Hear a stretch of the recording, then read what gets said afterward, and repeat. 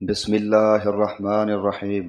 محمد بن حنفیہ نے بیان کیا کہ میں نے اپنے والد علی رضی اللہ عنہ سے پوچھا کہ رسول اللہ صلی اللہ علیہ وآلہ وسلم کے بعد سب سے افضل صحابی کون ہیں؟ انہوں نے بتلایا کہ ابو بکر رضی اللہ عنہ۔ میں نے پوچھا پھر کون ہیں؟ انہوں نے بتلایا اس کے بعد عمر رضی اللہ عنہ ہیں۔ مجھے اس کا اندیشہ ہوا کہ اب پھر میں نے پوچھا کہ اس کے بعد تو کہہ دیں گے کہ عثمان رضی اللہ عنہ، اس لیے میں نے خود کہا اس کے بعد آپ ہیں۔ یہ سن کر بولے کہ میں تو صرف عام مسلمانوں کی جماعت کا ایک شخص ہوں۔ صحیح بخاری حدیث نمبر 3671۔ حضرت عمران بن حسین رضی اللہ عنہما سے روایت ہے، انہوں نے کہا کہ رسول اللہ صلی اللہ علیہ وآلہ وسلم نے فرمایا، میری امت کا سب سے بہترین زمانہ میرا زمانہ ہے، پھر ان لوگوں کا جو اس زمانے کے بعد آئیں گے، پھر ان لوگوں کا جو اس زمانے کے بعد آئیں گے۔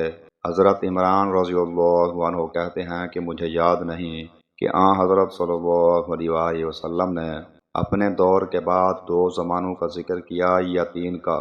پھر آپ نے فرمایا کہ تمہارے بعد ایک ایسی قوم پیدا ہوگی جو بغیر کہے گواہی دینے کے لیے تیار ہو جایا کرے گی، اور ان میں خیانت اور چوری اتنی عام ہو جائے گی کہ ان پر کسی قسم کا بھروسہ باقی نہیں رہے گا، اور نظریں مانیں گے لیکن انہیں پورا نہیں کریں گے۔ حرام مال کھا کھا کر ان پر موٹاپا عام ہو جائے گا۔ صحیح بخاری حدیث نمبر 3650۔ حضرت انس بن مالک رضی اللہ عنہ نے بیان کیا کہ جب نبی کریم صلی اللہ علیہ وآلہ وسلم ابو بکر، عمر اور عثمان رضی اللہ عنہم کو ساتھ لے کر احد پہاڑ پر چڑھے تو احد کانپ اٹھا۔ حضرت صلی اللہ علیہ وآلہ وسلم نے فرمایا، احد، قرار پکڑ کہ تجھ پر ایک نبی، ایک صدیق اور 2 شہید ہیں۔ صحیح بخاری حدیث نمبر 3675۔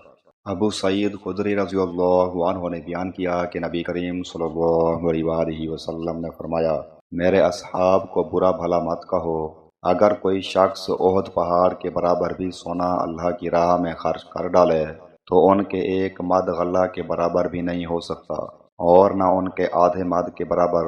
صحیح بخاری حدیث نمبر 3673۔